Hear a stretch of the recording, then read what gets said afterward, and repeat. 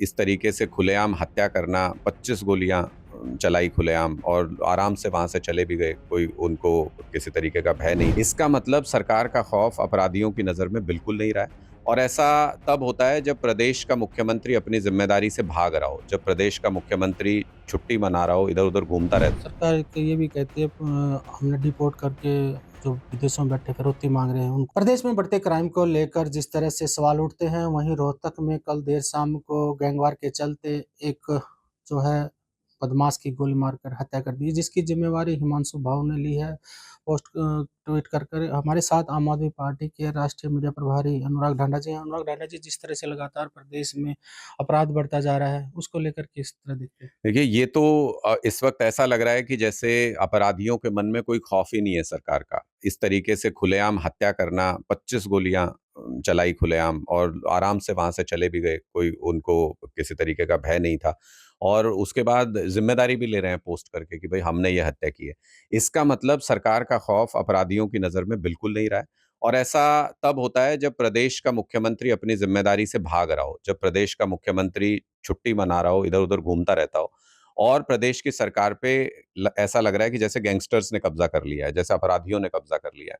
तो पूरी तरह से नाकाम है नायब सिंह जी की सरकार कानून व्यवस्था को संभालने में हरियाणा के अंदर और इस वक्त जो हालात हैं वो बहुत डरावने हैं। व्यापारी डरे हुए हैं कि हमसे कोई फिरौती मांग लेगा, नहीं दी तो हत्या कर दी जाएगी। जो आम लोग हैं वो डरे हुए हैं कि सरेआम 25-25 राउंड गोलियां चलती हैं एक चौराहे के ऊपर बिल्कुल चलती सड़क पे। तो आम लोग डरे हुए हैं कि पता नहीं किसको कब गोली लग जाएगी। नागरिक सुरक्षा के मामले में अंतिम पायदान पे हरियाणा इस वक्त खड़ा है और पूरी तरह से कानून व्यवस्था के मामले में नाकाम हो गई नायब सिंह जी की सरकार। सरकार की तरफ से ये तर्क दिया जाता है कि जो प्रदेश में क्राइम बढ़ रहा है, वो उसके जो आंकड़े पिछले सालों की तुलना में इस बार कम हैं। देखिए, मुझे लगता है कि फिर या तो इनको पढ़ना-लिखना नहीं आता या इनको जानबूझ के वो सावन के अंदर वो सब कुछ हरा-हरा दिखता है, वो वाली कहानी है इनके साथ। एनसीआरबी का डाटा ये बताता है कि हरियाणा के अंदर अपराध के मामले में अगर देखें, तो हरियाणा देश में सबसे ऊपर है। और नागरिक सुरक्षा के मामले में कि वहाँ कितना सुरक्षित महसूस करते हैं लोग अपने आप को, उस नागरिक सुरक्षा के मामले में हम सारे राज्यों में सबसे निचले पायदान पे आते हैं। तो इसका क्या मतलब हुआ? इसका मतलब ये हुआ कि अपराध लगातार बढ़ता जा रहा है। अब आप उसको दर्ज ना करें और केस के आंकड़े कम दिखाएँ, तो उसका तो कोई क्या कर सकता है। लेकिन जिस तरीके से अपराधी इस वक़्त खुलेआम प्रदेश में घूम रहे हैं और वारदातों को अंजाम दे रहे हैं, उससे तो यही समझ में आता है कि पुलिस का और प्रशासन का और सरकार का कोई खौफ अपराधियों की नज़र में नहीं है और बीजेपी सरकार पूरी तरह से फेल हो गई है। सरकार एक ये भी कहती है हमने डिपोर्ट करके जो विदेशों में बैठे फिरौती माँग रहे हैं, उनको लाने का काम किया है। तो हुँ, ये जो हत्याएँ कर रहे हैं और जो उसके बाद खुलेआम जो ज़िम्मेदारी भी ले ले रहे हैं सोशल मीडिया के ऊपर, ये लोग कौन हैं?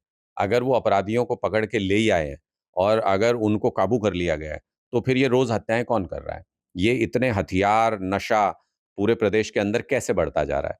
इसका जवाब भी तो मुख्यमंत्री जी को ही देना होगा या फिर कुछ भी झूठ बोल के और हँस देने से, ठहाका लगा देने से प्रदेश की समस्याएँ तो नहीं सुलझ जाएँगी। इसलिए मैं बार-बार ये कहता हूँ कि बिल्कुल इस वक़्त ऐसी तस्वीर है, जैसे राजा गद्दी को छोड़ के कहीं घूमने चला गया हो और उस गद्दी के ऊपर गुंडों ने गैंगस्टर्स ने और नशा तस्करों ने कब्ज़ा कर लिया हो उस गद्दी के ऊपर। कोई खौफ ही नहीं है। किसी भी तरीके का कोई खौफ इस वक़्त अपराधियों में नहीं है हरियाणा के अंदर। ये थे अनूप ढांडा जी, जिनका कहना था कि प्रदेश में जिस तरह से क्राइम की जो स्थिति है, उसको लेकर हरियाणा सरकार द्वारा जो गैंगस्टर हैं, उनको लेकर ठोस कदम नहीं उठाया जा रहा है। ये सरकार की नाकामी है। हरियाणा तक के लिए रोहतक से मैं सुरेंद्र सिंह।